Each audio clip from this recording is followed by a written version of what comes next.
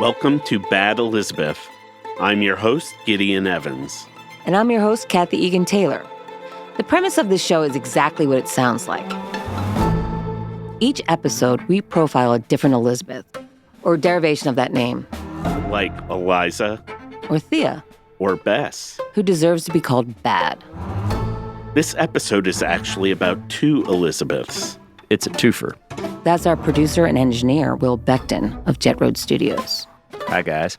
First up, we'll discuss Elizabeth Bigley, a.k.a. Cassie Chadwick. And later, we'll talk about Elizabeth Debbie Eden. Yeah, this is a bit of a theme episode. Welcome to Bad Elizabeth. Yes, I'm Gideon Evans. And I'm Kathy Egan-Taylor. And that's not a lie, and lying is a big part of this episode. Yes, and I sort of admire this character we'll be talking about. Well, we'll get into it. And we're here, of course, in Studio City at Jet Road Studios with Will Beckton. Hi, guys. We heard a rumor that Amber Beckton might be providing food. She's making us lunch. She's our executive producer, but she has many talents. She might be making cassoulet. Oh, my goodness. Delicious. Well, as soon as we walked in and you brought that up, that's all I'm thinking about is lunch. So hopefully you won't hear our stomachs growling. Exactly. Baba Rigby? Baba O'Reilly? No, Baba O'Reilly.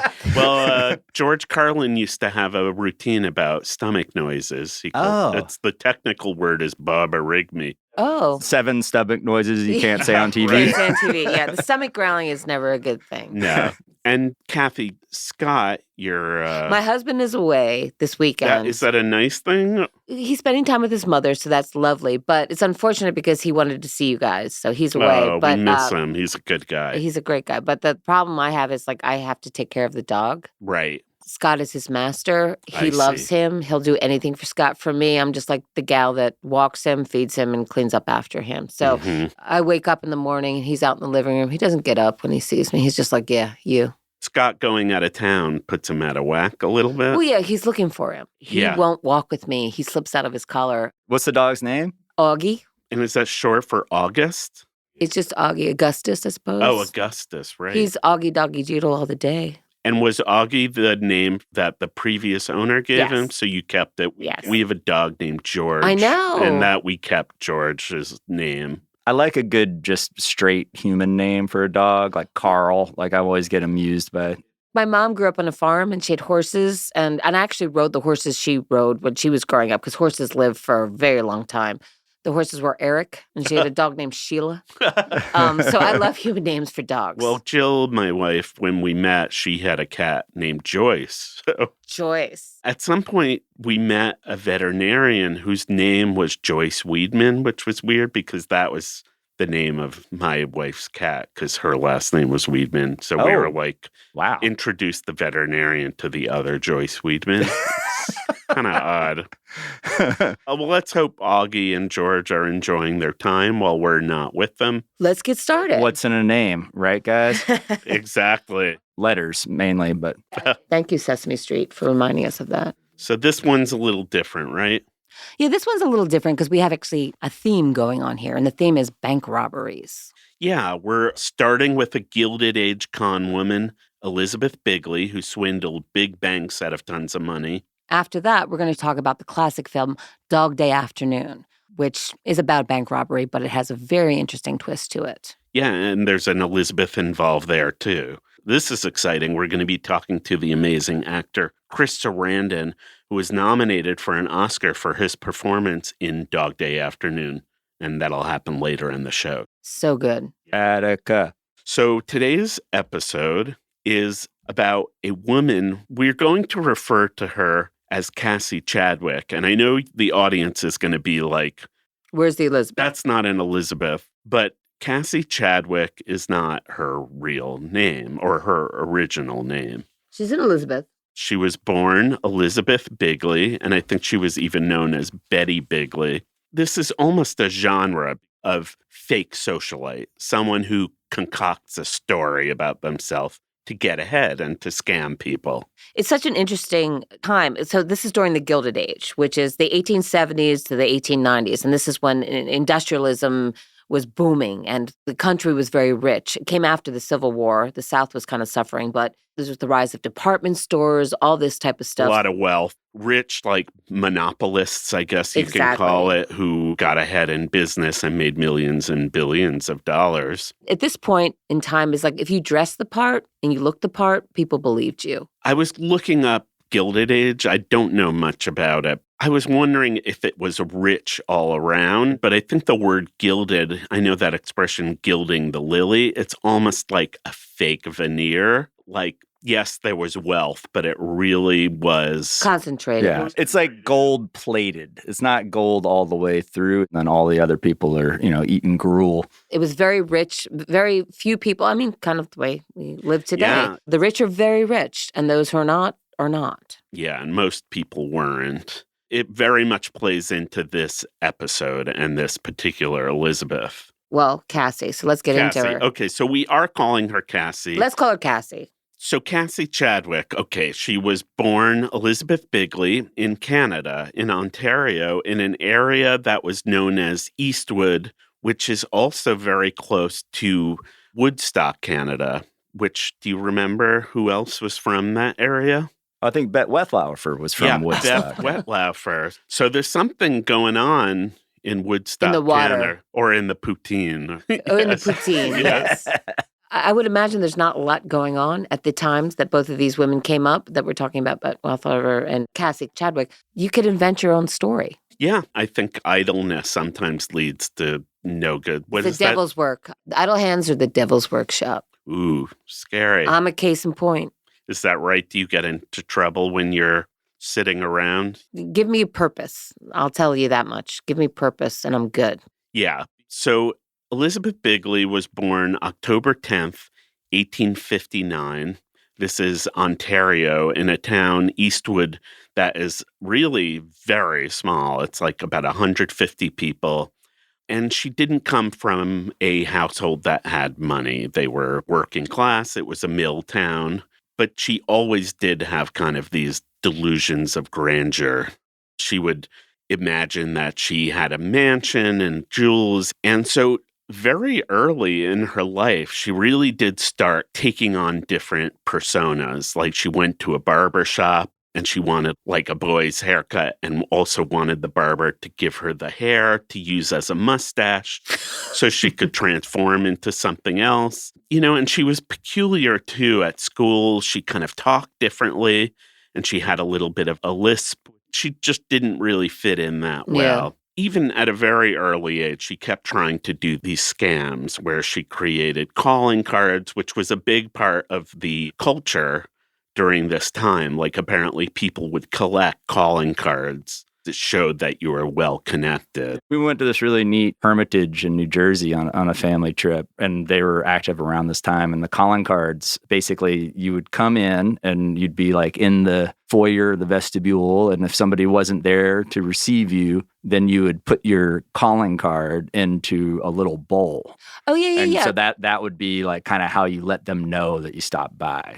Yeah. And the interesting thing about this woman, Bigley, she put on a business card, not just her name and her phone number. She put like Miss Bigley, heiress of $18,000, just to tell everybody she gave her card to. That's the thing that was so peculiar when I read up on this. Yeah, I mean, I guess, why not? A lot of money tied up in real estate. Will Beckton, how are you? Exactly. Exactly. So this was her way of scamming people, even at a very early age. Even in her 20s, she would show this card to people and they felt like she was good for it and she could borrow things on the spot, even though she may not have been able to give them money right then and there. She'd go into like a dried goods store and she'd be like, I don't have the money on me, but you can see I'm worth a lot. And apparently 18,000 was worth like $500,000 of today's dollars. It's a lot of money, yeah. And she'd be like, I want to buy that, but I'd also like to give you more money than the price of that item. So then they'd be like, sure. And I guess they could charge interest or whatever. She'd get the thing she was buying and she'd get extra money on top of it. And they thought, part of a scam and a con. I remember that movie House of Games, which I love so much. It's like they think they're winning in it they think they're going to come out on top. And that's what makes people want to do this con, that they're making money off you. And they're like, look at this loser. Well, I mean, it's also interesting. Like, we go out, you could be next to Steven Spielberg in the supermarket and he's wearing Crocs, right? We don't know what people, but at this time, if she was well-dressed and coiffed and had, beautiful hair, and of course people are going to believe her. She walks in, she's presenting herself as someone with wealth. They had no means to figure out if she was fake or not. Right. So she just basically walked in with confidence. You kind of have to be a good actor in a way. It's almost like a performance. And, you go to the bank today and the first thing you have to give them is an ID with a hologram on it. And that just didn't exist. So it was possible to slip in. There were promissory notes. It's a piece of paper that says such and such owes me this much money. And if you could forge a signature, you could really fool lots of people. And she'd go to farmers, and she tried to buy an organ. Like kidneys? Oh, I'm sorry. No, like the musical instrument. Oh. I do have to say, I was a queen of the forged signature. Is that right? Yeah, I could forge anyone's parents. Oh, like such and such was sick yesterday. That's why she's not doing her homework. Anyone who came to me, they needed a forged signature from their parents. I could do it. And that's a real talent. Like in high school, every grade had the go-to person to get a fake ID. Oh, yes. Oh, do you remember that? Did you have a fake ID? There were all these places. I think there was an arcade where the Chinatown chicken was. Do you know about that? Where you could play tic-tac-toe with a chicken in Chinatown in New York. And I think they also did fake IDs. It's closed now. So I got a fake ID. And the thing is, fake IDs, it was a unisex name. My fake ID was like Leslie something, funny. Whatever. But literally it was in this kid's basement, and it was a life-size driver's license. And you would stand in front of it, and they took a picture of it. That's a good way to do it. That's hilarious. It cost $100. Small town. So you have to imagine when you're in this tiny town and you're doing these scams, you are probably going to get caught eventually. And she did. And she got arrested for forgery in her Ontario, Canada town. And she went to trial in Woodstock. And, people in the courthouse were pointing at her and laughing at her. And I'm sure she was kind of like, I'll show them someday. Well, yes, no one likes shame. No, it sucks. And she was able to claim that she was legally insane. And back then, it was fairly easy for women. They got sent to sanitariums. Well, this is also the time where women weren't able to vote. A lot of women wrote, like George Sand, women wrote as men. Yeah. Of course, it's very easy to say you're women crazy. couldn't even serve on juries, I don't think, for a long time. When did hysterical, I wonder when that term started to be used. Oh, the yellow wallpaper, right? That was that's the same year. It's like the 1850s, 1870s. Because hysterical is basically, it's a Freudian term, right? It's hysteria. The connotation is women are more likely to be crazy, right? Or overreact. Yes. Yeah, I'm sure it originated as a biological or physiological thing where the humors and the vapors, they kind of had ways of explaining all these things, and that women were probably just prone to being nutty. Well, yeah. And if you're a loudmouth or whatever, I was always told to shut up or calm down. That was always my thing. Shut up, calm down. Well, I would never say that. You never have, kid. Was this her, fuck this, I'm getting out of this small town moment, or? I think that is what happened. And her sister, who was named Alice, ended up getting married. And Alice and her husband, Standish, ended up moving to Cleveland. And her father died also in 1879. So I do think made it a good reason for her to move to Cleveland. Which also during the Industrial Age, that was a booming city. And there were a lot of European immigrants. There were lots of steel mills, and the Freemasonry was a big thing there. And there were a lot of kind of these socialite types, like Euclid Avenue, I think it was called, was Millionaires Row. And it felt a little like New York. I feel like the glory days of Cleveland are there's that great Randy Newman song about Cleveland. Oh, which one? Cleveland, city of lights, city of magic. So she moved in with her sister, Alice, and Standish, and she kind of continued to do these scams. Could she just not help this? Was it a condition? Did she know it was the wrong thing? It's almost an addiction for her. So Alice and Standish York. Standish is a great name. Alice's husband. They moved to a pretty nice house, and they allow the sister to move in. They have a lot of like beautiful furniture. And Cassie Chadwick, or Elizabeth Bigley, she decides she wants to make money kind of the way she knows how to make money. And so she figures out that you can take a mortgage on furniture and essentially go to banks and say, here's my living room set. It's worth X amount of money. So will you give me this much money against the furniture? Oh, wow. I don't understand the mortgage part of it, but that's the word they said. I wonder if it's almost like that Tom Selleck reverse mortgage thing. You're taking equity out of your furniture. That's it. So it's almost like a HELOC, like a loan. Yeah.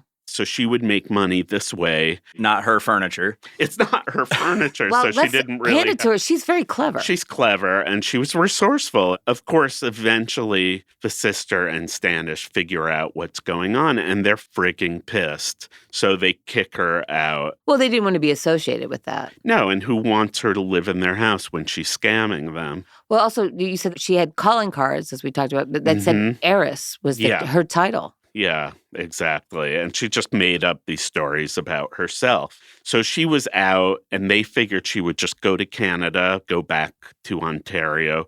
But she didn't. She stayed in Cleveland, and she met this guy named Wallace Springsteen, who, no relation to Bruce. Great names all around, though. It kind of is. Standish York, Wallace Springsteen. He was a Civil War veteran and a doctor, and she was like, I got to hook up with him because she already started having these debts.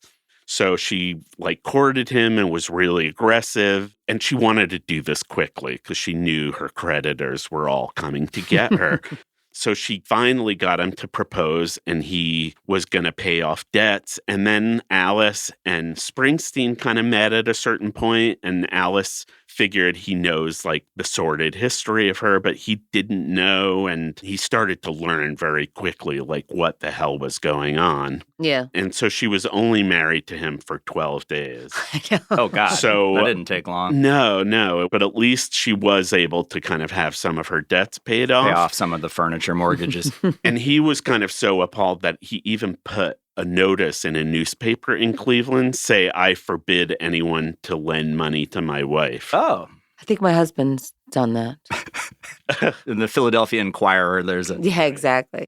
I forbid anyone to lend money to my wife. It's kind of an amazing thing to like have an ad in a newspaper that says you're a scam artist and then to keep scamming. She's got chutzpah for sure. Yeah, absolutely. And all the while she like stayed at fancy hotels and she bought nice clothes and she liked the good life. She was very inventive. She became Madame DeVere was a character. One of her names was a clairvoyant. So one of her personas was a clairvoyant? Exactly. Madame Lydia DeVere. And she was actually very good at kind of sizing people up. Like she could tell by the mood of the person who she was meeting with, like, oh, she's in relationship problems or this guy is having financial problems. She had talents. I mean, some people could say it depends on if you believe this stuff. Is that a scam in and of itself, or is that an honest living? Are you putting something over on people? I don't know. I mean, I've been to clairvoyants before. Yeah. And actually, they've been pretty spot on. But it is a sense of like knowing people's vulnerabilities and stuff like that.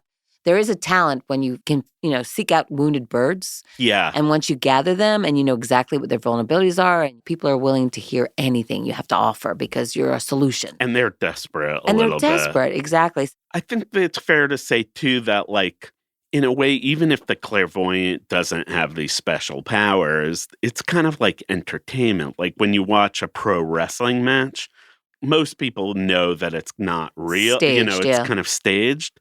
I mean, it is real. They're actually hitting each other, but it's still fun. It's a suspension of disbelief agreement. Yeah.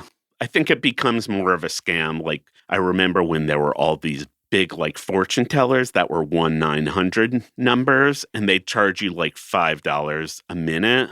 There was one named Miss Cleo. Do you remember I remember that? Miss Cleo. Oh, she was a big scammer. She was good. Did she get in trouble? Tax evasion. Oh, okay. Miss Cleo used to have this line in our commercial. She had like a thick Caribbean or Jamaican accent. I won't do the accent, but she was like, you came asking about him when it's you who should be looking after. Do you remember that? Yes. It was very appealing. The Long Island Medium. Remember her? Oh, was that a reality show? It was a reality show. The SNL Kate McKinnon did an impression of her that was hysterical. Oh, yeah? She was like in a Long Island deli, and she was like, I'm feeling someone his father's dead, and his name was Al. And everyone like raises their hand. They're like, he wants you to make up with your sister. So, Will, have you been to a clairvoyant ever or a fortune teller? No, I guess probably the thing I did the most as a kid was the Ouija board. That's probably the most I played around with the supernatural stuff. I feel like with clairvoyance or with any kind of like tarot card reader, a big part of it is just gathering information. Mm-hmm. You know, it's almost like at the beginning of an improv show, like somebody throw out a suggestion or tell me a story about your parents. And then you're like, okay, now I got enough to act like I know what this person's all about. Yeah, I mean, I think the thing is, it's just like, it's your comportment. As long as you play the game and you look the part and you seem like you're intuitive, which obviously she was. Yeah. She could figure people out and know where to plunge, so to speak. Got to know what buttons to push. Exactly. And while she was doing this fortune-telling stuff, she did meet a guy named Joe Lamb, who was a pretty wealthy guy, pretty rich, and he was into this stuff, the paranormal, and they kind of like bonded. Like he was just transfixed by her, and she must have been really good at it. She decided Joe was so infatuated with her, and this was back in Cleveland. There was a rich guy named Richard Brown that had a mill in Toledo, and he was like a very wealthy guy, Richard Brown. But she kind of told Joe that he was this horrible man and that he had money that was owed to her, Madame DeVere. That's who Joe thought she was. He's a miser and he owes me money, and I have so much money somewhere, but like I can't get my hands on it.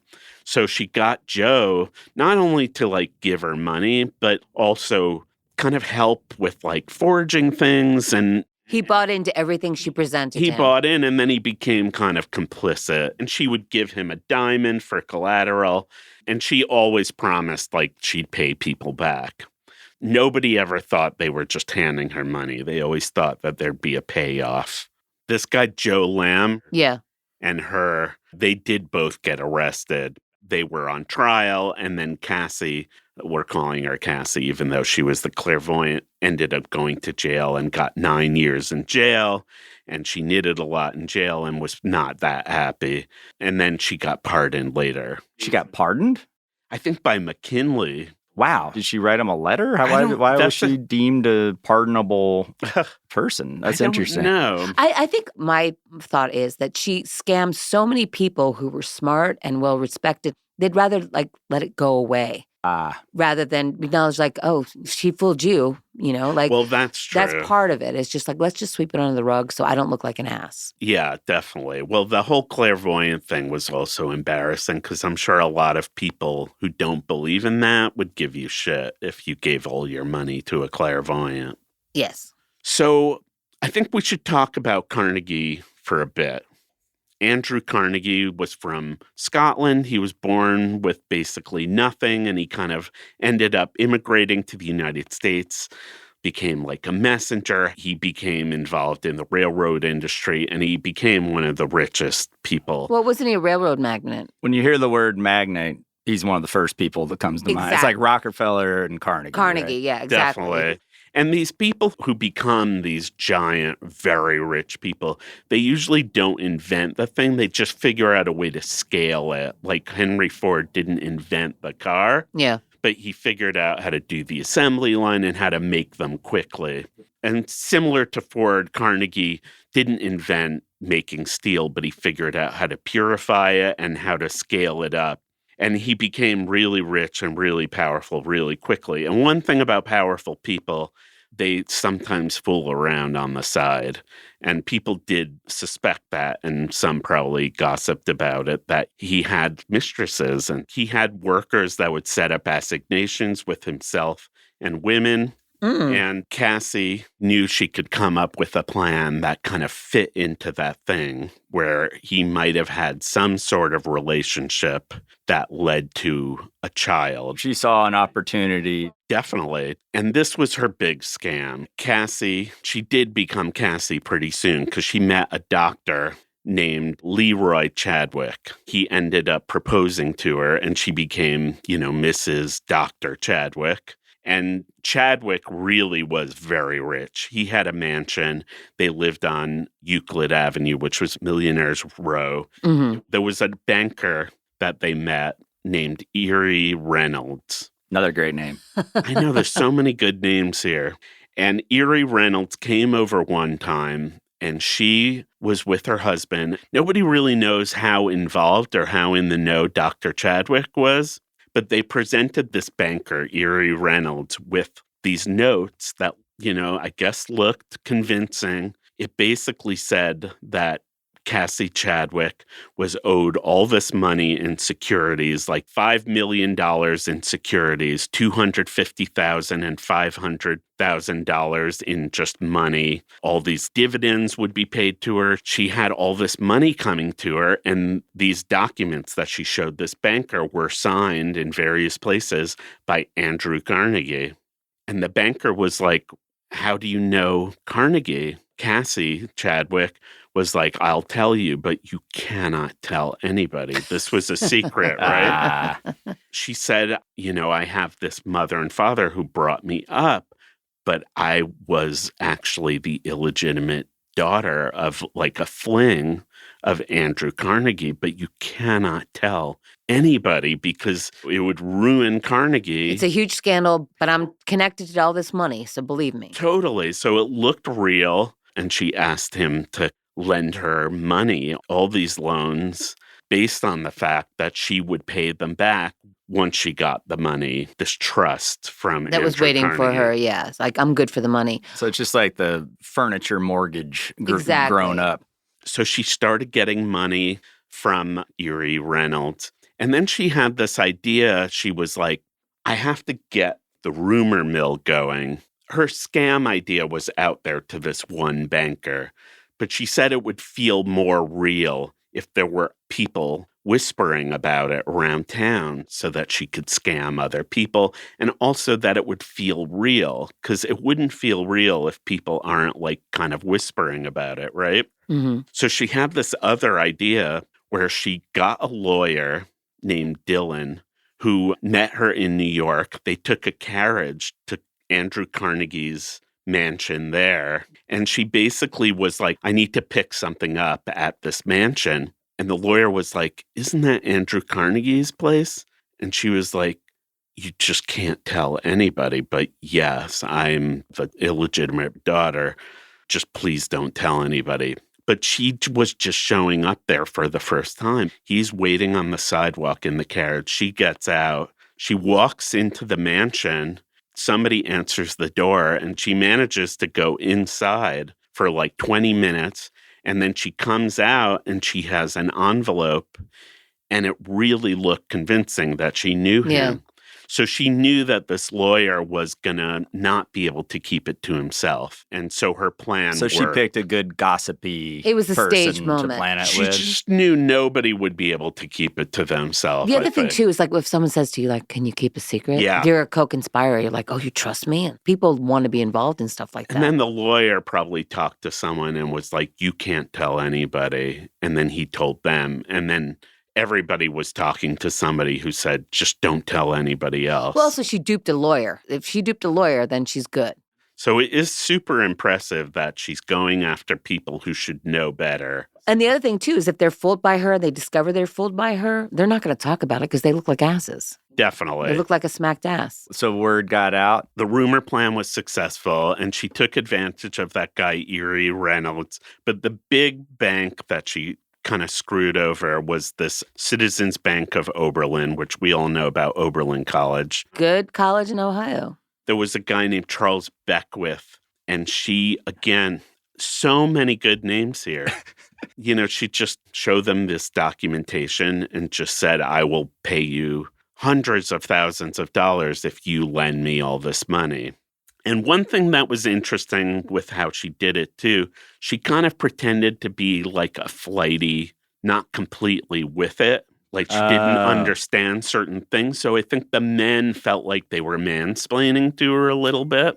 It's kind of like the Jennifer Coolidge persona in White Lotus, like a space cadet, but somebody that's been around money all their life. Yes. But it's a good ruse. Definitely. One of my mentors had an exotic name, very beautiful, and came off as stupid, but not stupid at all. And I think it made the men feel like they were in charge, and it made them feel like they were winning this transaction. Yeah. So she got loans from Beckwith for like $12,000, $50,000, $30,000, just so much money. Did you ever meet anyone that didn't turn out to be who you expected them to be, like who said they were fancier than they were? Oh, absolutely. Yeah. Half the people we've met in this industry, PR people, all that type of Definitely. stuff, you fake it till you make it. You know, something comes to mind that I had a girlfriend in college, and I was going to go home for the summer, and I said I was looking forward to playing tennis with my parents. And she was going to come to visit, and she said, "Oh, I love tennis. I'm a great tennis player. I was on the varsity team in high school. We should play doubles." When we visited my parents, we went to the tennis courts and started playing doubles. And the moment we started just warming up, it was obvious she'd never played tennis a day in her life. Oh, my God. She could barely hold on to the racket. You can't fake tennis. And she told my parents this too, like at dinner the night before. She was like, "Oh, I can't wait for tennis tomorrow. I'm great at tennis." And so we all three of us just had to basically just pretend, muddle our way through. Did you ever confront her about it? You know what? I don't think I did. I think it was just kind of like one of those, well, that happened. And then I don't know what she thought her out was, or if she'd just be magically be good at tennis. Tennis is a hard thing to fake. I don't play tennis because I'm not good. There might be some sports you can pull But off. tennis is about society, WASP, all that type of Definitely. stuff. The other thing, too, is just if people present themselves and you've just met them as someone, then you have to believe it, right? Yeah. That's basically their calling card. Like her calling card is, I'm worth $15,000, you know? So why would you doubt it? And also if you're benefiting from it. Exactly. I think, sometimes people believe what they want to believe, right? Oh, everyone believes what they want to believe. Yeah. We want to reinforce what we already think. So what was her fate? You know, things started getting bad, and this guy, Charles Beckwith, was the president of the Oberlin Bank. He not only lent the bank's money, and he gave her more money than the law allowed, and he became completely implicated, and he just continued to believe her. He really didn't have doubt, even much later. But he also gave her like personal loans, and somebody at the bank was like looking at the financial records and realized there was a lot of money missing. And it is crazy they didn't figure that out until much later. It was a lot of money. Like at one point, it was almost $800,000. It was a lot. And Beckwith, basically his life was kind of like ruined a bit. Word got out that the bank was suffering, and there was a run on the bank. You don't want bad media like that because people started coming to the bank to take their money out. They didn't trust the bank. Exactly. So things were not going well. There were investigators with the Treasury Department and Pinkertons, and media started following Cassie to the hotels where she was hanging out. But she kept the scam going. Like she even went to a bank in Boston at some point who she met someone through a minister at a church near where she lived. So she just couldn't stop. But ultimately, she did get arrested. There was an investigator named John J. Sullivan, who was a Cleveland investigator, and he was looking at her misdeeds. Ultimately, it did catch up with her. Everything came out in the trial. The forged paperwork came out. The newspapers even wrote how things were misspelled in it, and they kind of made fun of the people who were duped because they should have known. Well, this is also an interesting point in time. Like when we covered Lizzie Borden, it was the rise of newspapers and yellow journalism, and people love this stuff. So she was probably all over the press. It became a sensation. They tried to do like an insanity defense like she did in Canada. But then there was this guy named Alan Hamilton. He was like a relative of Alexander Hamilton, maybe like a grandson of him. Yeah. And he was able to look at photographs and decide if someone was legally insane or not. And he actually did testify at the Lizzie Borden trial. Oh, interesting. He also looked at Charles Guiteau, who was the guy that assassinated President Garfield. And there was that show, Death by Lightning. Yeah. So he looked at her photos and he was kind of like, she has asymmetry in her face and her eyes are not on the same plane and she's definitely not insane. So that's how psychology worked back then. So the expert witness deemed her sane from a photograph. Because she looked sane, exactly. And there were big questions about whether Andrew Carnegie was going to have to testify. Yeah. And I think the big question was was Cassie Chadwick going to bring up his name? And if she did, he would have to testify. He did come to the trial, Carnegie, but she didn't end up saying his name. And so Carnegie didn't have to take the stand. So she didn't double down on the Carnegie story during the trial itself? I don't think that was part of their attempt to win. I think she kept claiming she probably was the illegitimate daughter, which is kind of insane. Like at one point before Beckwith died, he confronted her in her cell and was like, I think it's time you kind of fess up. You're in jail. Why don't you just tell the truth now?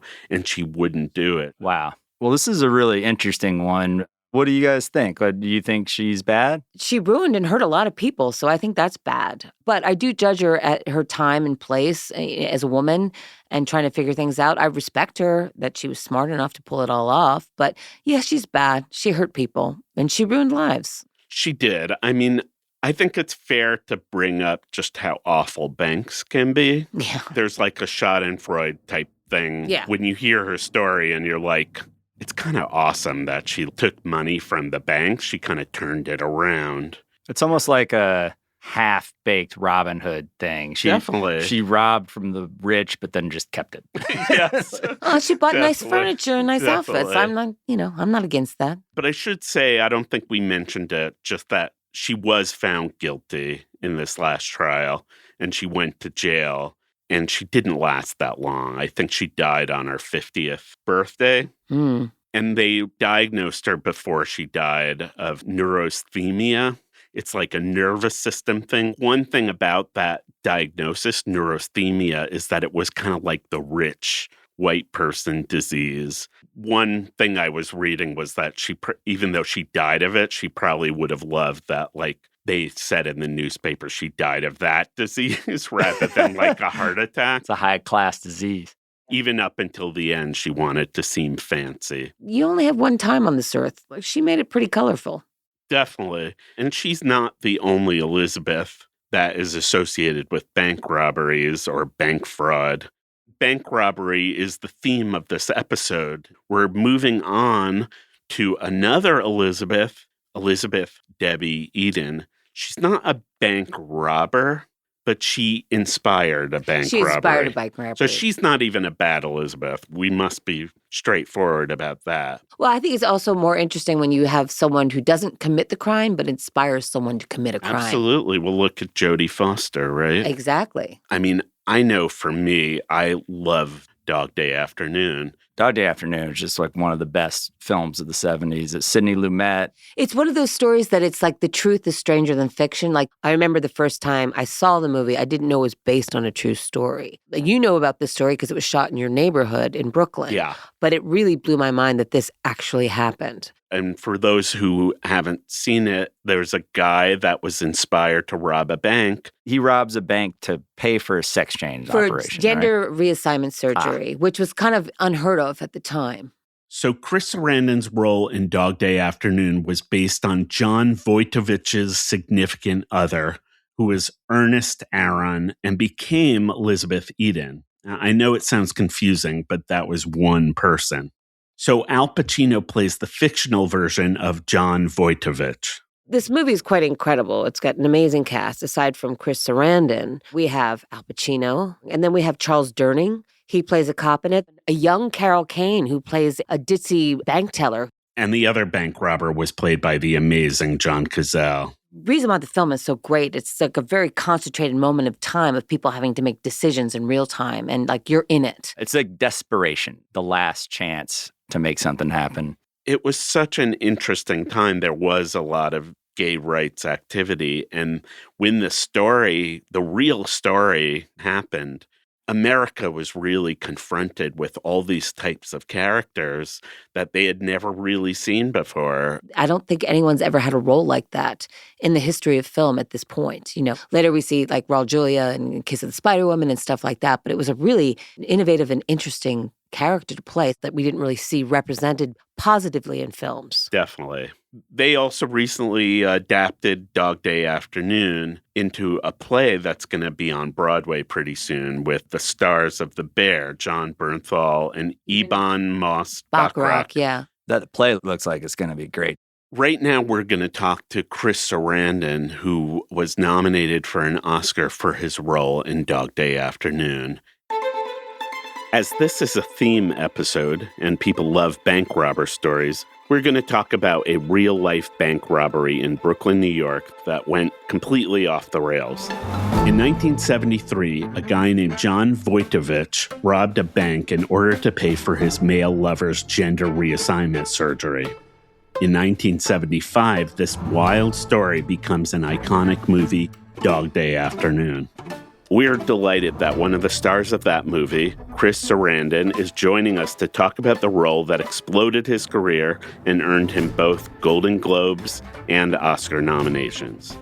I'm Gideon Evans, and this is my co-host, Kathy Egan. Hi, nice to meet you. Thank you so much for doing this. Oh, it's my pleasure. Thank you for having me. Talk a little bit about how you were made aware of the story of Dog Day Afternoon, the real life story. Did you know about it when it happened originally?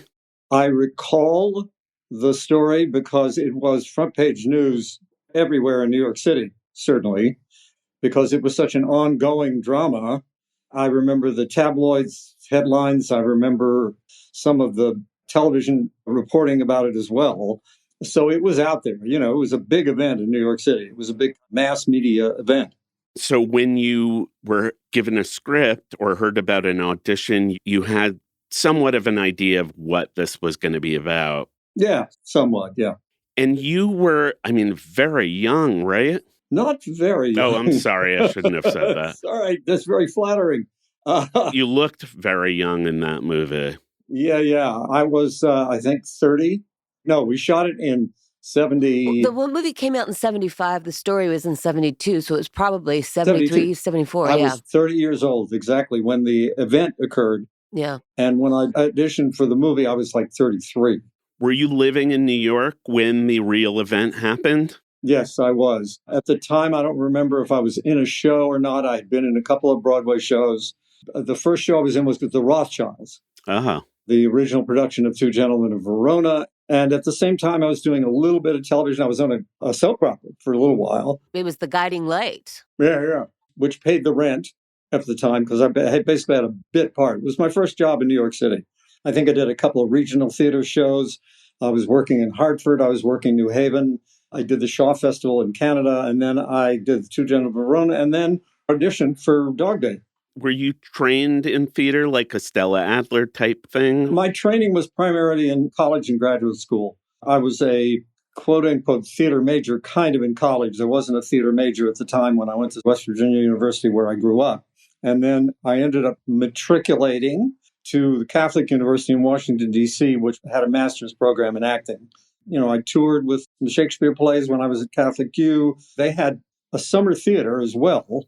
I worked at the summer theater as a driver kind of gopher, but also they put me into a couple of shows. I got to work with actors like Olympia Dukakis. Wow. We did a production of The Rose Tattoo, the Tennessee Williams play. Oh, wonderful. She was wonderful. Oh, extraordinary woman. And I was in a bunch of productions there and got my equity card while I'm driving these wonderful actors around, including Olympia, George Grizzard, Roy Scheider was in the company that summer. Oh, my goodness. So I got to work with some great people and watch them, more importantly, watch what they did. Oh, and then I did a season at the Longmore Theater. Oh, I know that place. And worked with people like John Cazale and Harvey Keitel and the great Joyce Ebert. Oh, yes. So that by the time I went to New York, I had a feel for the theater, certainly. I love doing plays. Yeah, I worked on a play once just on the crew with Frank Langella, and it was Civil War era, and I had to pick up a banjo from the Long Wharf Theater. It's a beautiful area, but that was a very respected theater. Yeah. Pulling it back into Dog Day Afternoon. Yeah. Did you audition with Al Pacino and Sidney Lumet? I did. The director? Yep. So tell us about that. Oh, that was a great experience because Sidney Lumet came from the theater. He was originally a young actor in the Yiddish Theater in New York many, many years ago and had acted in plays often. Sidney was very much a theater guy. And so was Al, by the way. So is Al. Yes. So I went to the audition and I felt fairly comfortable because I knew Sidney slightly because my ex, Susan Sarandon, had done a movie with him. And then I knew Al because Al at the time was going out with Jill Clayburgh, who was the female lead in The Rothschilds. I wasn't particularly nervous, except that when I walked into the waiting room, the room where all the actors congregate before you go in to do the read, they were all in drag. Oh, wow. I walked in my customary, probably flannel shirt and jeans or something. It was a reading. Yeah. And then I thought, I've made a big mistake. I didn't get that note from my agent telling me arrive in drag. So I went in anyway, and I read with Al the telephone scene from Dog Day. And Sidney took me aside, and he gave me probably one of the greatest one-line notes I've ever gotten for a character. Sidney said to me, after I finished, because I was playing it sort of a very grand kind of gay man, wannabe woman, Sidney took me aside and he said, "We want you to come back. But when you come back, less Blanche Dubois, more Queen's housewife." Oh, my God. Very succinct, very specific. Brilliant. I came back. I did it, as Liz or Leon. Yes. As I should say. And I was hired. And then we had access to all this material, particularly interviews from the time. There were a lot of television, radio interviews with the characters, the actual people. I listened to these interviews and I thought, Sidney was right on, because this is who this guy was. Yeah. And the rest is, you want to say, cinematic history. Amazing. And I mean, it's interesting to hear about Sidney Lumet's theater past, because so many, and including your incredible performance, so many performances in his movies, it doesn't feel over the top. No. It's very controlled and very underplayed, which really helps. And I do think theater actors can have a tough time with not moving your arms or not projecting. So that must be hard as a theater actor and a movie actor. Well, but we also had 3 weeks of rehearsal. And even though I had a relatively small role in the movie, I was only on screen for 10, 12 minutes, something like that. I think it was 17, actually. Oh, thank you. I'm giving you that extra 7 minutes, hon. Thank you for tacking on the time. The rehearsal period was a chance to work. Sidney had everything taped out on the floor like you do when you're rehearsing a play. There was furniture when needed, props. It's not necessarily the props from the movie, but stuff that we could use. And we had a chance to sit and talk things out rather than getting to the set and trying to figure them out on the set. Sidney always worked that way with his movies. And he always came in on time and or earlier and under budget.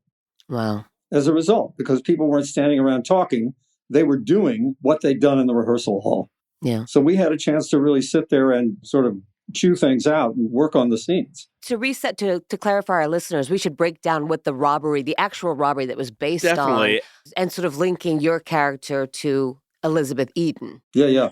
That's an interesting distinction, because the real life inspiration for your character was Ernest Aron, who became Elizabeth Debbie Eden, right? Correct. Our podcast, we kind of deal with Elizabeths and variations of Elizabeth. Yeah. We do have an Elizabeth here. Yeah. We don't consider her a bad Elizabeth because she didn't know that there was going to be a robbery. Do you want to take us through the real story a tiny bit? Well, the real story is that they had a very contentious, that is, John and Ernie had a very contentious relationship. Little John was paranoid. He was also very jealous.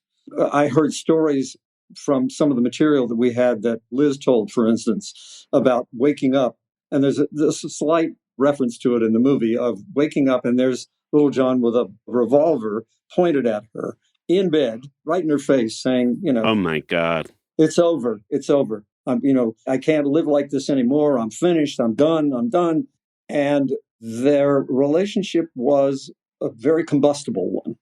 So the opportunity to dramatize that was taken by Frank Pearson, essentially from the headlines, media interviews, photographs, what have you. Essentially, it's the story of Al Pacino's character robbing a bank in order to pay for Liz's conversion, changing from being a woman trapped in a man's body, as he actually said, to a woman. Yeah, I read some stuff about this that was really interesting in your approach to it, because this is sort of an unprecedented role for an actor. Oh, at the time, yeah. You said you related to this character because there's dual personalities, i.e. you were the son of immigrant Greeks, but you were also an American. How did that inform you with playing this role? Well, more a dual identity than a dual personality, in the sense that one is required by circumstance to act out being somebody else because you're not accepted for what you are. And that is that when I grew up, both my parents were Greek. They spoke Greek at home. Our entire family was Greek, all the cousins, the relatives, the guys married Greek women, the women married Greek men. The atmosphere was very, very ethnic in my small hometown in Beckley, West Virginia, of 18,000 people. We were one of the only Greek families there. I think one of the others was the guy who cooked in the kitchen in my dad's restaurant. Oh, interesting. I was very aware from the time I went to school, actually from the time I went to kindergarten, that I was different. And so I tried very hard to belong. I worked at it. When my parents were in public and they spoke Greek, I moved away from them. Sadly, I say this regrettably, one of the only real regrets of my life, that I treated my family that way. But I wanted to be just like everybody else. And that feeling of being the other is always there. It never goes away. And in a sense, I felt like I understood who this man/woman was. Somebody who'd been trying to hide all his life and finally found out who he really was. Yeah. And wanted to act on it. And I had the opportunity as I got older to act on it, to return to my roots in a way. And I still do. I have Greek Easter with my kids. We still do that because it's important for me to pass that on. Nobody's changing their name now. My dad changed his name, or at least it might have been changed for him, as far as I know. He might have come off the boat from Ellis Island because his name was originally Sarandonidis. Yeah, that happened a lot where they just... Yeah. And there's a great movie. I don't know if you guys are familiar with it, an Elia Kazan movie called America, America. No. At the end of the movie, the lead character is coming through Ellis Island from where he was born. He was born in a Greek village in Turkey, as my father was, by the way. And he's coming through, and they ask him his name, and he says, Ioannis Kababia. And the guy who's looking at him, the American immigration officer, says, yeah, Ioannis, Joe Arness. Okay, come on, Joe, you're in. And that, very well could have happened to my father. Yeah. And it's something that I was very aware of when I was growing up. And as I got older and interestingly became an actor, that is somebody who's trying to be somebody else on stage, it's something that stayed with me for a long time. And I felt it very strongly when I read the role of Leon. Yeah, I guess it was a muscle you developed, which actually informed you so much as an actor. So Yeah.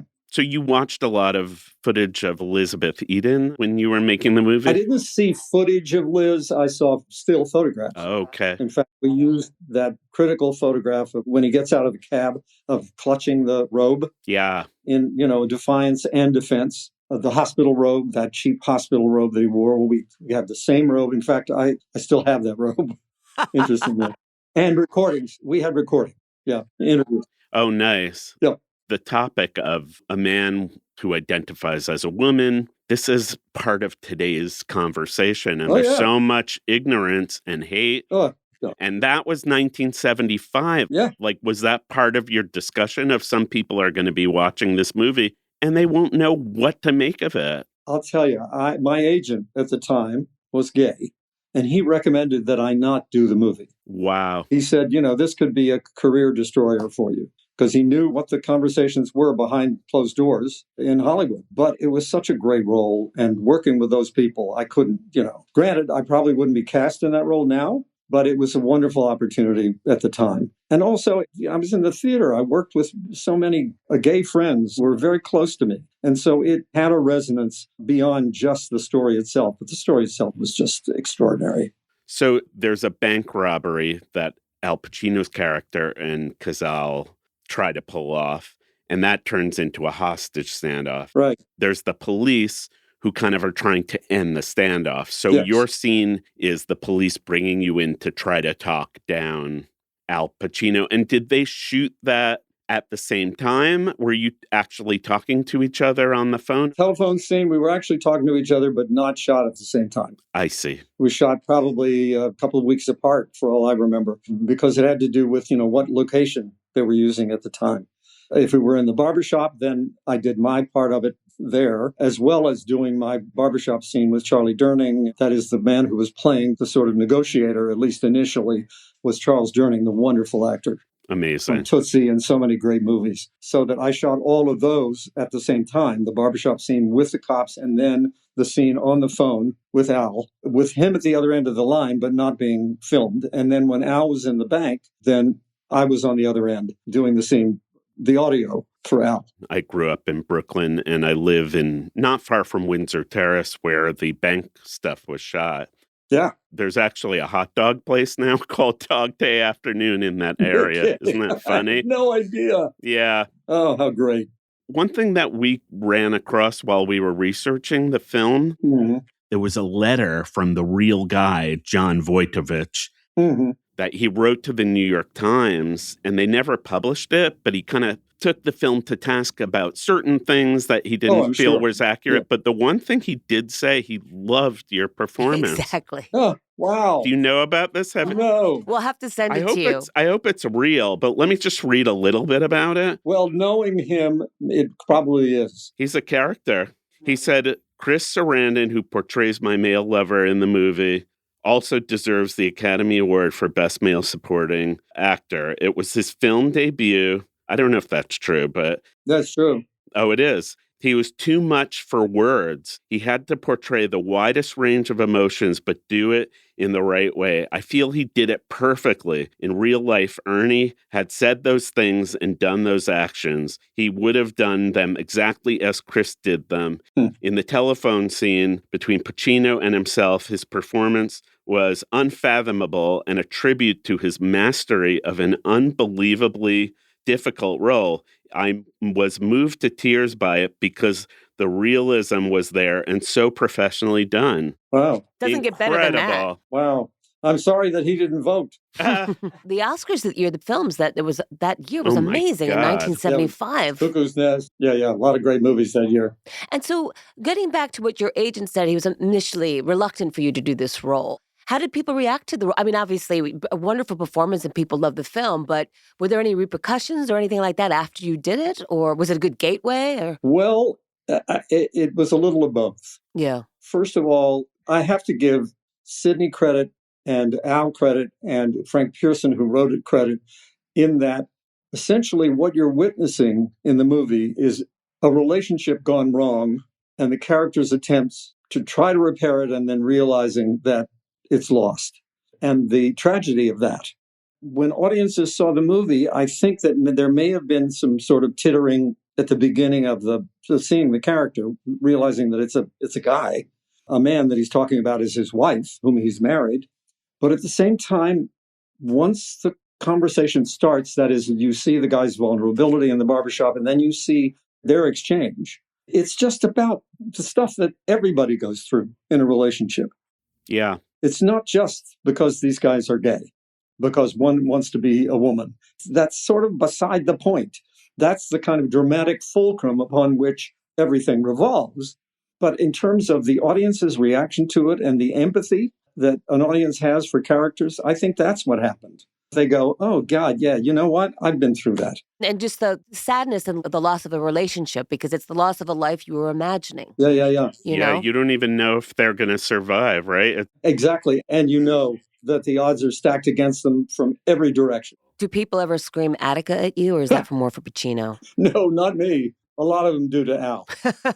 The other thing that I don't know if you're probably aware of this, that there's a Broadway play coming out of Dog Day Afternoon. Oh, yeah, I'm aware of it. I mean, its legacy beyond the hot dog place near Gideon. Like, how are they going to do that as a play? But it was directed by a theater director, the original movie. So that's interesting. Yeah. Good thought. I think it'll work well. We'll see. It's pretty much 2 places, 2 locations, and the street. I don't know how they're going to do it, but they'll figure it out. Yeah. Do you think the movie has a legacy on how it has impacted our society? I know that sounds grandiose, but I think it has. I would hope so, if only because it was probably one of the first, if not the first, big Hollywood movies that was a success. That was a box office hit that dealt with gay characters as being, this is life. As human beings, yeah. This is not something that's unusual or frightening. This is what relationships are like in the gay community as well as in the straight community. I think it was like a $3 million budget and it yielded like $50 million. Yeah. In 1975. That's a lot of cash. Yeah. I guess we also want to sort of talk about the breadth of your career, and you have some very iconic roles. I mean, Fright Night, I think I've seen maybe 50 times. Oh, wow. It's a classic. You're my favorite vampire. Oh, thank you. What's it like to work with Roddy McDowall? Oh, Roddy became a friend. Oh, good. As a result of our, hanging out on the set. He was always a great source of amazing stories about how green was my valley. He was how old? 7, 8 years old, something like that. Mm-hmm. And to shoot your first movie with the great John Ford and stories about him. And he would have dinners at his house as well, by the way, Roddy would. He would often invite my wife and I, Joanna Gleason, over. We always had a cross-section of people at dinner. He not only had actors, he had set designers, novelists, very eclectic kind of group. The food was not always great, but the company was wonderful. He was an extraordinary guy to work with. Yeah. I mean, a nice coterie, like a round table of people is always interesting. Yeah. The other movie that comes to mind immediately that people will think of is The Princess Bride. So you're doing a bank robbery, you've done a horror movie, and The Princess Bride is like the eternal fairy tale, and a William Goldman story. I mean, what was that like? Great, William Goldman. That was another joy.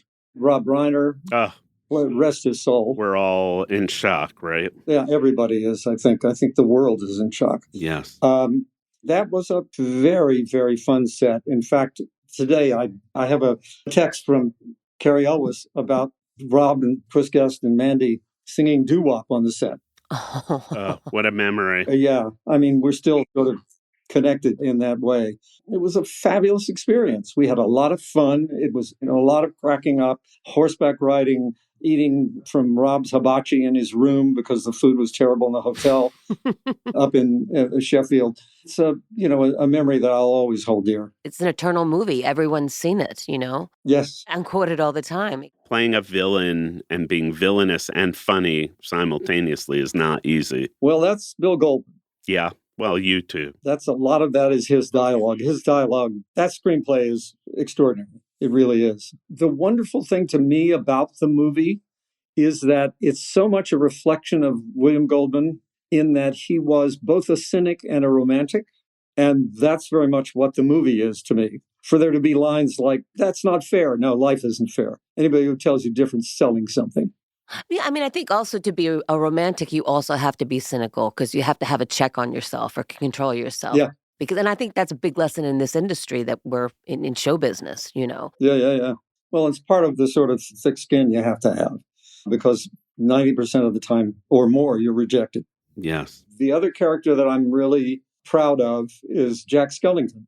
Oh, yes. The Night Right Before Christmas. Yeah. And you're in a holiday movie, a scary holiday movie. People usually are strategic about making a movie that can be played every Christmas, but that can be played every Halloween and every Christmas. And it's sort of taken over Halloween.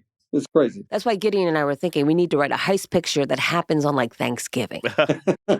Right. Or Thanksgiving when somebody's getting married. Exactly. A Thanksgiving wedding. A Thanksgiving. All right. Well, we'll work on it. I'll give you the title. Thank you. We should go with it. So, Chris, what's on the docket right now? What are you working on or, I was sort of semi-retired for, a number of years because I'm older now. And, there are not as many roles for guys like me. And the ones who are working are people like Pacino and Harrison Ford. I don't have those creds. But I just got contacted and have been offered and am about to go to Ireland to shoot a Netflix series. I can't tell you what it is yet because it hasn't been released to the public, but I'm going to be in Ireland for 6 months or so, playing a great part in an amazing series. Oh, That's wonderful. so exciting. Yeah. Well, this has been an absolute pleasure. Thank you again for joining us. I thank you both. Thanks again to Chris Sarandon for talking to us about Elizabeth Debbie Eden and Dog Day Afternoon. If you'd like to know more about Elizabeth Bigley, a.k.a. 10 Other Aliases, you can find that in our show notes. Thank you for listening to Bad Elizabeth. Please rate and review the show on places like Apple Podcasts and Spotify. We are Bad Elizabeth Pod on Instagram and Substack. Bad Elizabeth is recorded at Jet Road Studios. It is hosted by me, Gideon Evans. And me, Kathy Egan-Taylor. It is produced and engineered by Will Beckton, and our executive producer is Amber Beckton. Our theme music was composed by Alexis Quadrado and Danny Gray. Thanks again for listening. We'll see you next time.